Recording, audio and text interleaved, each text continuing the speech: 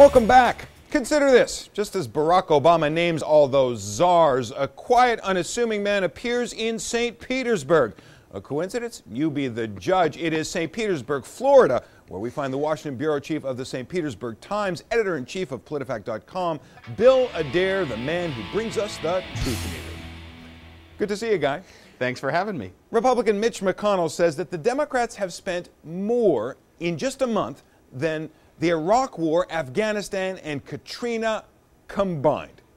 You looked into it. What'd you find? This claim is wrong several ways. First of all is just sort of the underlying math of it. He makes a claim about the war spending, but he's using a number that we concluded was too low. And actually, when you use a more correct number for the amount of the wars in Afghanistan and Iraq, it's more. And in addition, he's talking about spending as if all the stimulus money was indeed spent in 1 month. But that was actually the Republicans' complaint about the bill, was that it couldn't be spent quickly enough, that it wasn't going to be spent for years.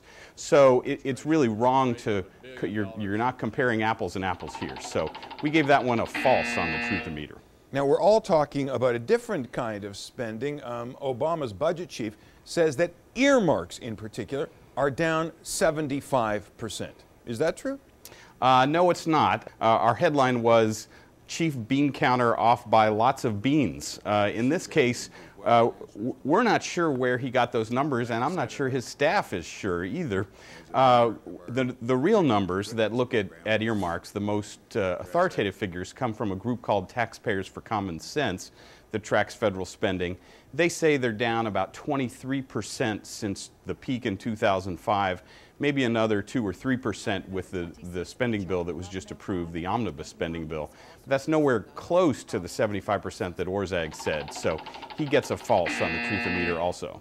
Let's move on to the Obameter, the president's promises. Now, he made a promise running for office that he would impose a windfall profits tax on oil companies. Has he done it? No, he has not. This was a promise that sounded great when gas prices were $4 a gallon, but now that they're down in about half that, it's a promise that just doesn't have any momentum. Obama hasn't talked about it since he got elected, and also we haven't been able to find any bills in Congress even proposed that would do it. So we see the windfall profits tax going nowhere, so for now it's rated stalled. Okay, this week from St. Petersburg and his own summer palace in the newsroom at the Times, Bill Adair. Thanks so much. Thanks, Jonathan. In our tweets of the week, ever wonder what members of Congress do all day? Follow them on the social networking site Twitter, and you can learn all about the power, the intrigue, and the boredom. I'm at my first Migratory Bird Conservation Commission meeting, reports Congressman Robert Whitman. Not to be outdone, Mary Bono Mack reports, working on my tax return. Yuck. And from Claire McCaskill, gonna watch a National Geographic special on the blue whale and go to bed. Turns out the most interesting tweets of the week didn't come from Congress at all. They came from one of the creators of Twitter itself. Evan Williams was among a group of young entrepreneurs invited to the White House last Friday, and of course, he tweeted about it. Going to the White House tomorrow for a meeting about the economy, which must mean they're really out of ideas. Either that, or they can't figure out a way to fix the multi-trillion-dollar mess in 140 characters or less. Time to answer the mail. Jeff in Zambia asks, what are those two panels I usually see beside Obama when he's addressing his audience? Is he reading his speeches from somewhere, or does he actually memorize them? Those two panels you've noticed allow the president to read his speeches and statements from a teleprompter. You can't see the text, but from his side, he can, which allows him to stay on message and avoid fumbling with note cards. Some critics have jumped on him, though, for reading even routine stuff off the device, and some members of the press have complained they sometimes can't see him behind the screens. At least he has them lowered before anyone else takes to the podium, even if it means startling the next speaker. It's disappearing. Nellie in Kenya writes, does President Obama read his mail? I wrote him a letter, but I have not received an answer yet. The White House estimates that Obama gets 40,000 pieces of mail every day, so no, he doesn't read them all. But his staff picks out 10 letters a day that he does read, and he responds to a couple of them. That means your odds of getting a personal letter from Obama are about 1 in 20,000. So, if you really want a response, Nellie, all you have to do is write 19,999 more times.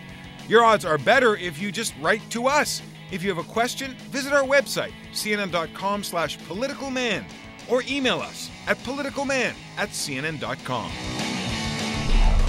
He may be a little distracted with trying to keep the country safe, keeping the economy from collapsing, and reading all that mail, but being president means Barack Obama will have to leave time in his schedule for some slightly less weighty issues. As White House holiday traditions go, it ranks right up there with the Easter egg roll and pardoning the Thanksgiving turkey. The president puts on a green tie and gets handed a giant bowl of Ireland's national clover. I'm proud to accept the bowl of shamrocks. For years, the Prime Minister of Ireland has come to the White House on St. Patrick's Day to present the ceremonial gift as a symbol of the country's friendship. Some wondered whether a mixed-race president with family ties to Kenya and Indonesia would continue the tradition. The White House now confirms he will. Through a great-great-great-grandfather, it turns out that Obama claims Irish roots too. Barack is actually an old Celtic name, and so I'm honored to be here. I hopefully can earn the honor of an apostrophe in Obama. Happy St. Patrick's Day. Thank you all. And that is our program for this week. Join us next time for more Political Man. You know you want to.